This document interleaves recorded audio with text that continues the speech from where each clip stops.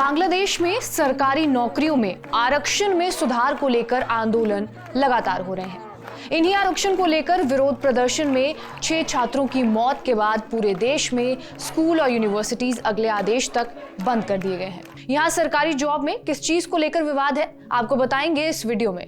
नमस्कार, मेरा नाम है रिया शर्मा और आप देख रहे हैं TV9 डिजिटल। दरअसल 1971 में पाकिस्तान से देश को आजाद कराने के लिए लड़ने वाले युद्ध नायकों के बच्चों को सरकारी नौकरियों में आरक्षण देने के खिलाफ यूनिवर्सिटीज के कई स्टूडेंट्स कई दिनों से रैलियां कर रहे हैं। इसके अलावा कुछ नौकरियां महिलाओं, जातीय अल्पसंख्यकों और विकलांगों के लिए रिजर्व्ड हैं और सरकारी नौकरियों में 1/3 पद युद्ध नायकों के बच्चों के लिए रिजर्व रखा गया है।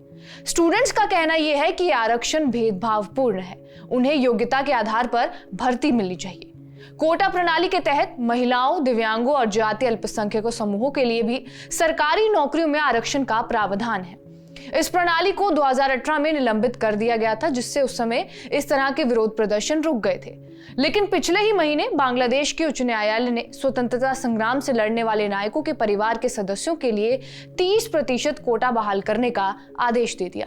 इससे अब नए सिरे से विरोध प्रदर्शन शुरू हो गए हैं। प्रदर्शनकारी दिव्यांग लोगों और जातीय समूहों के लिए 6% कोटे का समर्थन कर रहे हैं, लेकिन वो स्वतंत्रता संग्राम के नायकों के वंशजों को आरक्षण देने के खिलाफ है। पिछले ही हफ्ते उच्चतम न्यायालय ने उच्च न्यायालय के आदेश पर 4 हफ्ते के लिए रोक लगा दी थी और प्रधान न्यायाधीश ने प्रदर्शनकारियों से यह कहा था कि वो विरोध प्रदर्शन खत्म कर अपनी कक्षाओं में वापस लौट जाएं। उच्चतम न्यायालय का कहना यह है कि वो 4 हफ्तों के बाद इस मुद्दे पर फिर फैसला करेगा। इसके बावजूद भी विरोध प्रदर्शन का दौर जारी है। इसी हफ्ते में राजधानी ढाका के साथ साथ कई शहरों में कोटा विरोधी आंदोलन के समर्थकों और विरोधियों के बीच झड़पें भी देखने को मिली।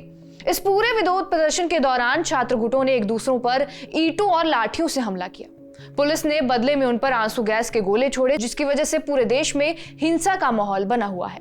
वहीं आलोचकों का कहना यह है कि इस आरक्षण से प्रधानमंत्री शेख हसीना का समर्थन करने वाले सरकार समर्थक समूहों के बच्चों को गलत तरीके से फायदा मिलेगा और शेख हसीना की ही सरकार ने विरोध के बाद 2018 में यह आरक्षण खत्म किया था, लेकिन अदालत ने जून में फिर से यह कोटा बहाल कर दिया था।